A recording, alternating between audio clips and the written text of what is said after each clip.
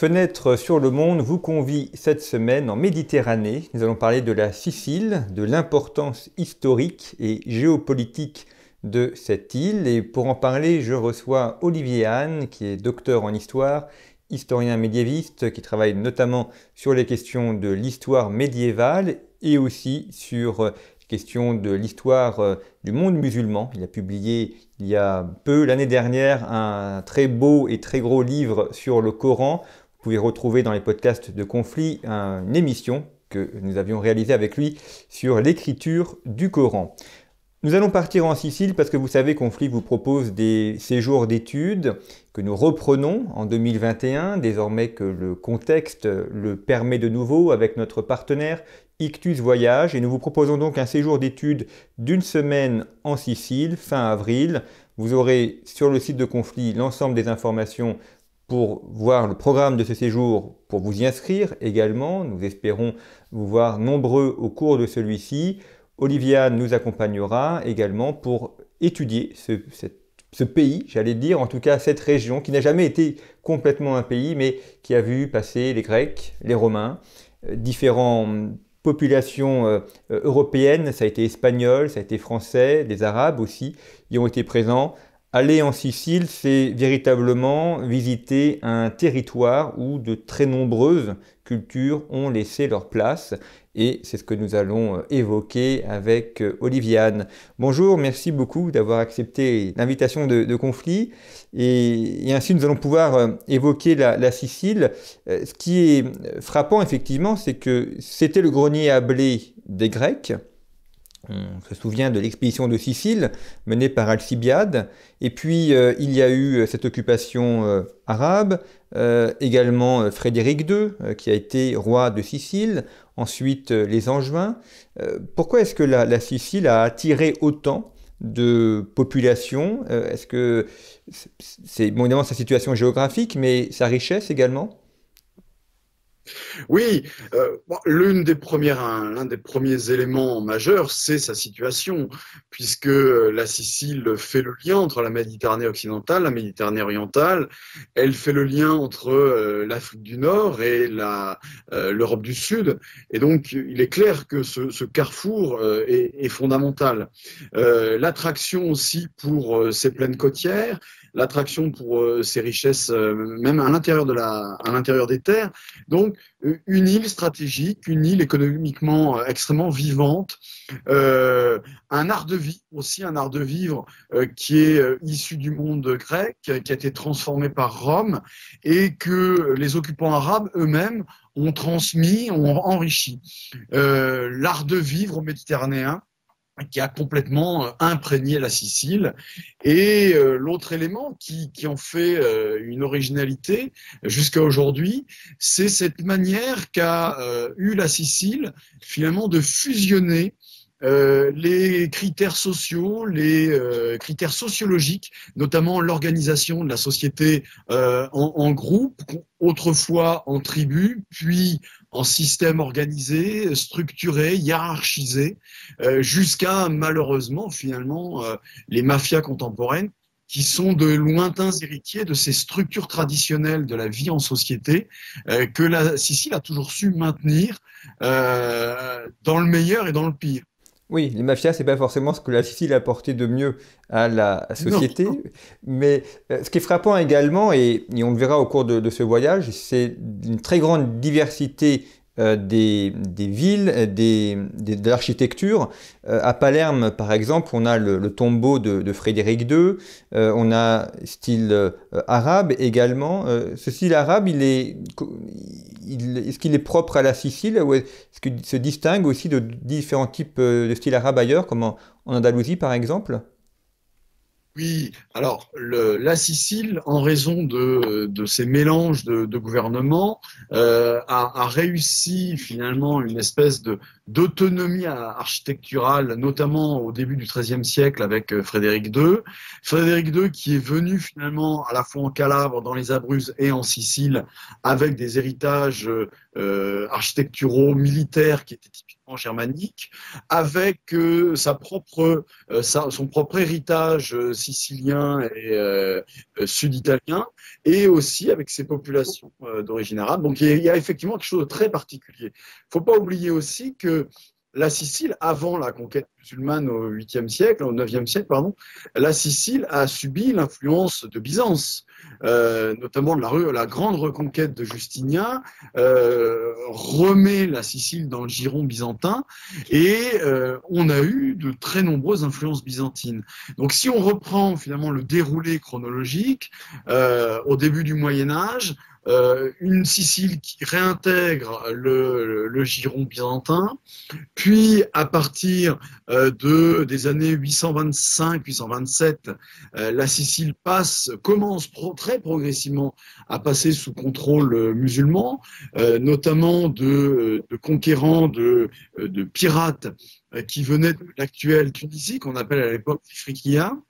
Et donc, ces pirates issus de la Sicile, issus de l'actuelle Tunisie, s'installent tout d'abord dans l'ouest de la Sicile et vont parvenir à conquérir l'ensemble de l'île jusqu'en 902. En 902, toute la conquête est achevée.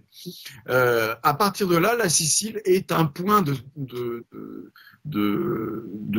continuation de cette piraterie islamique, notamment en Italie.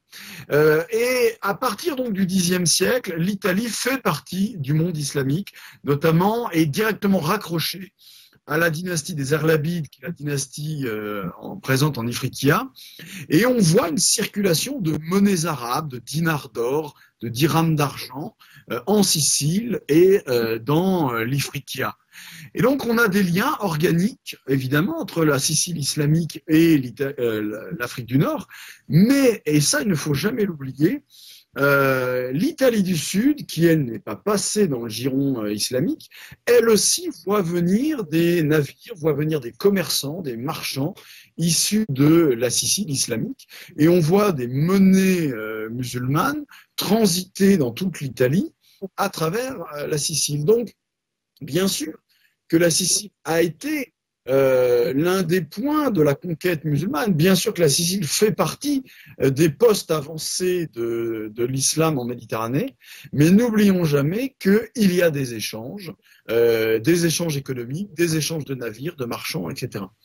Et ces échanges vont se perpétuer même après la fin de la présence islamique.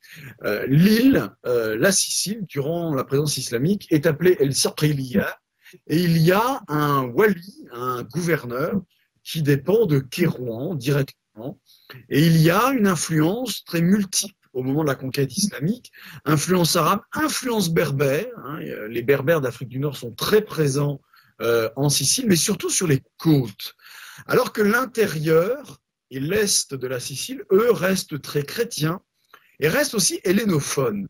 Hein, on voit très bien que l'influence byzantine est restée très forte malgré la conquête islamique. Donc on a des zones plus ou moins arabisées, plus ou moins berbérisées, et on a encore d'ailleurs des révoltes chrétiennes qui agitent l'intérieur de la Sicile contre la présence islamique. Donc, à l'intérieur des terres, des révoltes, et dans les villes de la côte notamment, on a encore des minorités chrétiennes et aussi, et c'est très important, des minorités juives. Donc, on a un monde très métissé, très mixé, ce qui ne veut pas dire que les populations se mélangent complètement, hein, puisque les chrétiens, en partie, restent chrétiens, il y en a beaucoup qui se convertissent. Et on a donc ces communautés juives qui sont des communautés qui sont polyglottes. On parle l'arabe, on parle l'hébreu, on parle le latin, on parle le grec. Donc on a vraiment, avant même la reconquête ou la conquête de la Sicile par les Normands au XIe siècle, on a une Sicile qui est déjà métissée, qui va le rester après la conquête normande. Et puis la Sicile, il y a eu Frédéric II, alors on a surnommé à la fois le Stupor Mundi, la stupeur du monde, et en même temps l'Antéchrist. Donc il a eu droit aux deux appellations. Il est enterré à Palerme. selon le camp auquel vous appartenez. Oui. Il est enterré à Palerme, là aussi c'est un des très beaux lieux de la Sicile. Il y a un magnifique cénotaphe en marbre rouge, c'est l'endroit où sont enterrés les Hauteville, puisque lui-même, certes, il descend des Allemands, mais il a aussi du sang normand. D'ailleurs, les Normands ont aussi été présents. Puis après lui, ce sont les Angevins, donc Charles d'Anjou, frère de Saint-Louis. Et d'ailleurs, on a aussi à Palerme des reliques de Saint-Louis, puisque lorsque celui-ci est décédé à Tunis, certaines de ces reliques se sont arrêtées à Palerme pour être déposées. Oui, exactement. Là, vous avez effectivement résumé les évolutions entre le XIIe et le XIIIe siècle.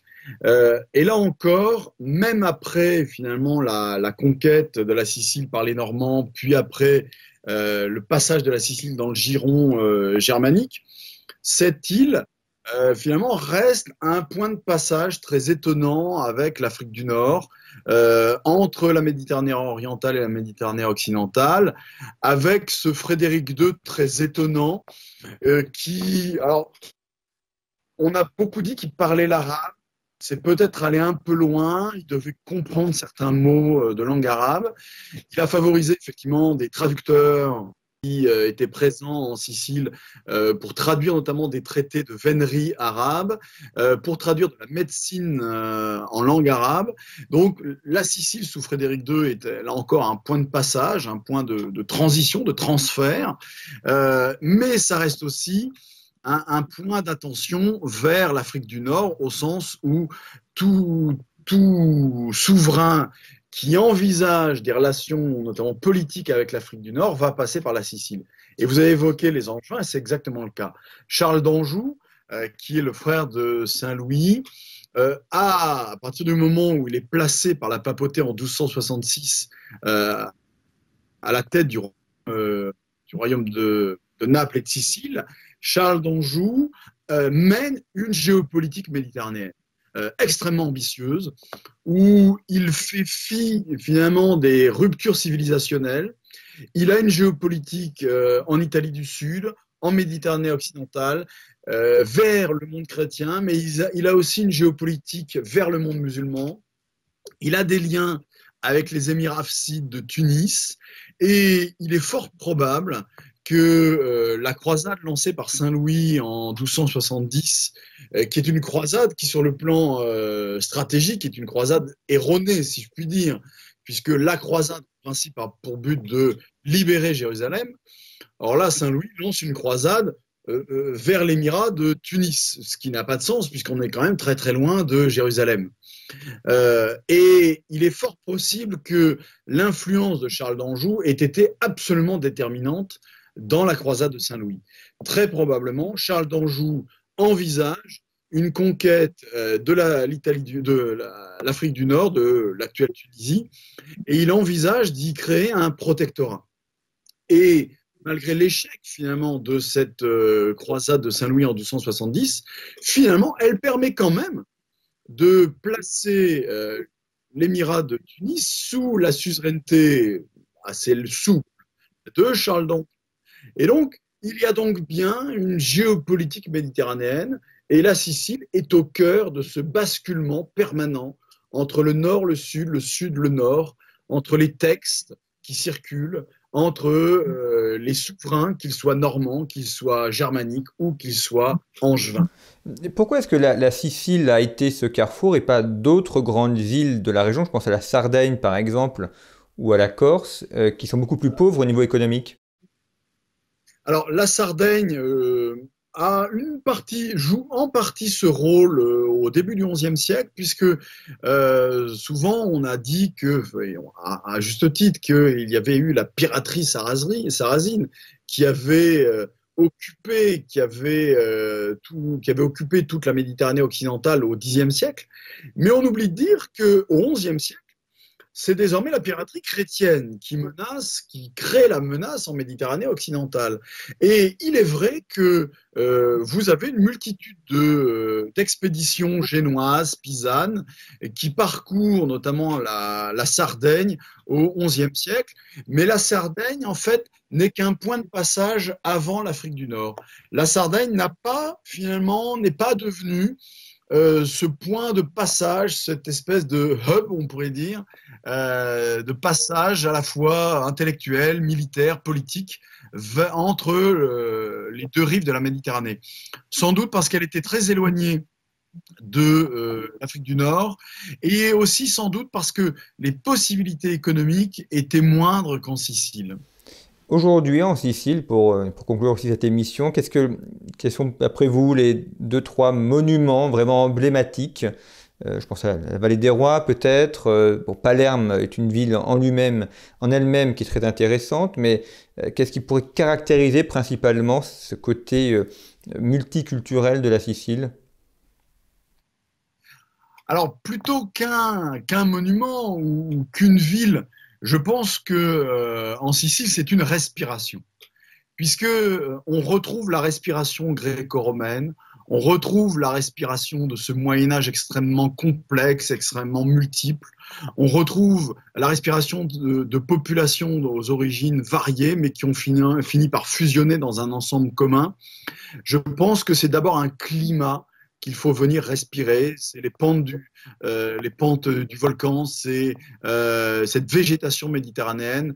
Finalement, je pense que on vient en Sicile respirer un air qui est, d'une certaine manière, l'air aussi qui pourrait être celui de la Toscane, qui pourrait être celui de la région napolitaine, avec là aussi le volcan. En fait, on vient respirer un air de la Méditerranée, qui est l'air d'une multitude de civilisations. Et en plus, il y a également du très bon vin en Sicile, ce qui est parfois un peu oublié, mais ça compte aussi, ils ont notamment des superbes blancs. Eh bien, merci Exactement. beaucoup, Oliviane, de nous avoir donné un avant-goût de cette respiration sicilienne et de nous avoir effectivement un petit peu expliqué comment l'ensemble de ces populations, de ces peuples étaient venus sur cette île et ce qu'ils en ont apporté. Nous aurons l'occasion de vous en reparler au cours de d'autres émissions, mais c'est effectivement un lieu qui est très intéressant en Méditerranée, qui permet aussi de comprendre l'histoire de l'Europe et l'histoire des relations entre l'Europe et le nord du continent africain. Et puis pour ceux qui sont intéressés par ce voyage, eh bien, vous pourrez donc retrouver l'ensemble des informations sur le site internet de Conflit, ainsi qu'avec notre partenaire Ictus Voyage, qui organise des voyages depuis plus de 20 ans et qui a un très grand savoir-faire dans le domaine. Merci pour votre fidélité, à bientôt.